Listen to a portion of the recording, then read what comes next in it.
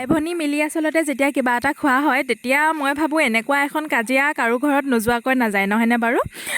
আজিৰ দিনতে আহিলে আমাৰ ঘৰলৈ মামা আৰু মাহীৰ ছোৱালীজনী। দিনটো তিনিজনীয়ে মিলি খুব কথা পাতিলোঁ, ভিডিঅ' চালোঁ, চিনেমা চালোঁ। তাৰপিছতে সন্ধিয়া হ'ল আৰু সন্ধিয়া সময়ত বোলো কিবা এটা খাওঁগৈ বুলি গোটেইকেইজনী ওলাই গ'লোঁ। আমাৰ ছোৱালী মানুহৰ কিবা এটা খোৱানো কি আৰু, এয়া চিপছ কুৰকুৰি এইবিলাক হ'লেই হৈছে আৰু।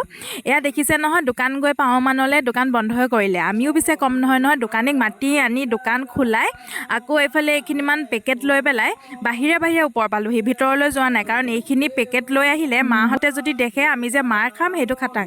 ই ওপৰলৈ গৈ বাকীখিনি যা যোগাৰ কৰোঁ মানলৈ আমাৰ এয়া যে দেখিছে নহয় অকণমানিজনীয়ে মানে একদম জেঠায়েকৰ লগত কথা পাতি ফচুলাই মেলি তাৰ পৰা নিমখ, তেল, পিঁয়াজ, জলকীয়া এইবিলাক লৈ আহিলেগৈ আৰু।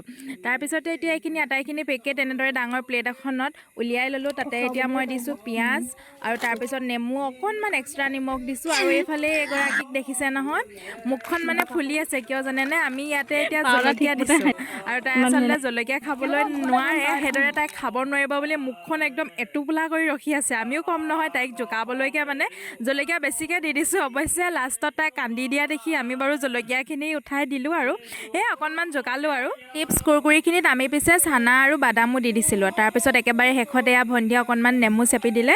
তাৰপিছত আটাইকেইজনী মিলি খালোঁ আৰু। পিছে খাই থাকোঁতে মাহীও পালেহি। মাহীয়ে অৱশ্যে গালি দিয়া নাই বাৰু আমাক, লগতে তেওঁ খালে আৰু আমি আটাইকেইজনীয়ে ধুনীয়াকৈ খালোঁ।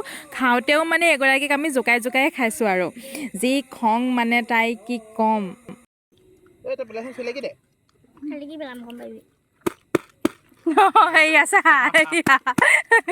তই ক'ত উলিয়াবি ভাল লগা সময়বোৰ এনেদৰে সাঁচি ৰাখিলোঁ আৰু আজিৰ ভিডিঅ'টো ইমানে, বাই।